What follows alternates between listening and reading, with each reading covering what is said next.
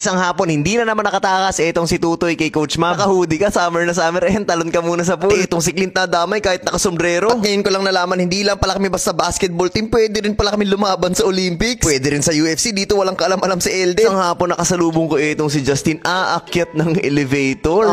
Summer, naka-hoodie. Naku, delikado yan. Toy, ba't ka nagpakita sa akin? Yung swimming pool nandun lang sa tabi natin. Kaya naman sa pangalawang pagkakataon, wala siyang nagawa. Alam na niya yung mangyayari, kaya nagkusa na lang. At akala na itong si Clint, ligtas siya. Pero game na game din at bumuelo pa ng malupit. May sombrero pa yan, partida. Kaya naman talagang humanga kami ni Coach Jake. At dahil ginawa nila, gagawin ko na din. At nagulat ako, pati pala etong si Bao kaya mag-backflip. Di na rin nagpahuli si Coach Jake. Ito masasarap kasama sa dagat. Syempre ang ultimate pang bato namin, walang iba kundi etong siyo. Grabe naman yung tricks na yun. Hindi na nagpaawat. Bao, kapag ba-backflip, una mong gagawin, i-relax mo yung labi mo. Teka lang, Clint, hindi ba delikado yan? Parang hindi magiging maganda bagsak niya na. Ako, Mahol, bakit kayo bumaba? Sumunod pa kayong dalawa. Mayayari tuloy kayo. Natatawa na nga lang si Sean dahil alam na niya yung mangyayari. Ayaw mo magpaawat. Sige, hulaan ko, Clint, kung ano yung nangyari sa'yo. Ayun, plakda. Ang lupit ng backflip ni Labit. Pero ito pinakamalupit, hindi natin nakakalain na kaya pala to ng Disyembre.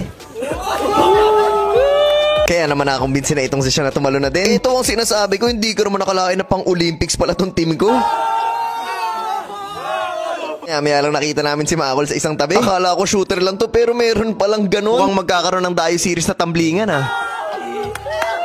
Grabe, sobrang saya ng mga moments na to. Hindi ka talaga magpapahuli, Toy. Habang naglalakad lang si Elden, bigla namang ni-wrestling ni Bao. Pero guys, alam ko nag-e-enjoy kayo dito sa Mala Olympics na galawan ng mga to. Kaya lang, meron muna akong kailangan i-share sa inyo. Ito sobrang ikli lang but you have to understand this one. Sabi sa Luke 1 verse 37, "For the word of God will never fail." Ibig sabihin, lahat ng mga pangako niya mangyayari. Lahat ng mga sinabi niya matutupad. But the problem is, what if hindi mo alam kung ano yung mga pangako niya? Hindi mo alam kung ano yung mga sinabi niya? Doon tayo naliligaw kasi nga habang lumalaki tayo, yung mga sinasabi ng mundo sa atin ang pinaniniwalaan natin. But if you will just understand the word of God, then you will be able to live your life to the fullest. To the fullest means hindi yung basta maging masaya ka lang. That's too selfish. Alam ko yan kasi ganyan din ako dati na ang importante basta masaya ka sa ginagawa mo. Pero kailangan din natin tanggapin na yung kasiyahan na yun ay parte lang ng emosyon natin. And we all know that emotions are not permanent. Alam kong na-experience mo na maging masaya and then after 5 minutes, hindi na. Kapag may nagawa tayong maganda, sobrang saya natin pero kaya rin yung bawiin ng isang pangit na pangyayari. Kaya sobrang hindi tayo stable, lagi tayong parang tataob. Kasi yung pinangahawakan mo ay hindi rin matibay. Kahit kaninong tao mo ibigay yung tiwala mo, you will be disappointed. Because no one is perfect and no one will ever be perfect. Pero kapag nalaman mo that the word of God is perfect and will never change, at dun ka umasa, then you will have this peace sa lahat ng ginagawa mo. Because you will hold on to the promise of the one who will never change and will always be there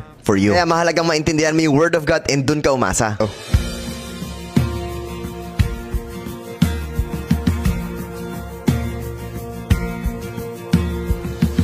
Who am I that the maker of heaven would love?